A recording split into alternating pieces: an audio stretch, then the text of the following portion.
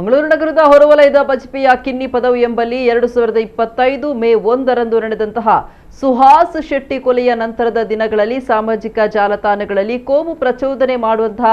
ಪೋಸ್ಟ್ಗಳನ್ನು ಹಂಚಿಕೊಂಡು ಪ್ರಚಾರ ಮಾಡಿದ ಪ್ರಕರಣದ ಆರೋಪಿ ಉಡುಪಿ ಜಿಲ್ಲೆಯ ಕಾಪು ತಾಲೂಕಿನ ಮೂಡುಬೆಳ್ಳೆ ಗ್ರಾಮದ 22 ವರ್ಷ ಪ್ರಾಯದ ಪವನ್ ಆಚಾರ್ಯ ಎಂಬಾತನನ್ನ ಮಂಗಳೂರಿನ ಕಂಕನಾಡಿ ನಗರ ಠಾಣೆಯ ಪೊಲೀಸರು ಬಂಧಿಸಿದ್ದಾರೆ ಎಂದು ಕಾರ್ಯಕರ್ತ ಸುಹಾಸ್ ಶೆಟ್ಟಿ ಹತ್ಯೆಯ ನಂತರದ ದಿನಗಳಲ್ಲಿ TNMADDY ಎಂಬ ಖಾತೆಯಿಂದ ಕೋಮು ಪ್ರಚೋದಕ ಪೋಸ್ಟ್ಗಳನ್ನು ಹಾಕಿದ ಬಗ್ಗೆ ಪವನ್ ಆಚಾರ್ಯನ ವಿರುದ್ಧ ಕಂಕನಾಡಿ ನಗರ ಪೊಲೀಸ್ ಠಾಣೆ ಮತ್ತು ಉಡುಪಿ ಜಿಲ್ಲೆಯ ಕಾಪು ಪೊಲೀಸ್ ಠಾಣೆಯಲ್ಲಿ ಪ್ರಕರಣಗಳು ದಾಖಲಾಗಿದ್ದು ಇದೀಗ ಕಂಕನಾಡಿ ನಗರ ಠಾಣೆಯಲ್ಲಿ ದಾಖಲಾಗಿದ್ದ ಪ್ರಕರಣಕ್ಕೆ ಸಂಬಂಧಿಸಿ ಆರೋಪಿಯನ್ನ ಬಂಧಿಸಲಾಗಿದೆ. ಕಾಪು ಪೊಲೀಸ್ ಠಾಣೆಯಲ್ಲಿ ದಾಖಲಾದ ಪ್ರಕರಣ ತನಿಖೆಯಲ್ಲಿರುತ್ತೆ ಅಂತ ಪೊಲೀಸರು ತಿಳಿಸಿದ್ದಾರೆ. ಆರೋಪಿಯನ್ನ ಕಂಕನಾಡಿ ನಗರ ಪೊಲೀಸರು ಮಾರ್ಚ್ 25ರಂದು ನ್ಯಾಯಾಲಯಕ್ಕೆ ಹಾಜರುಪಡಿಸಿದ್ದು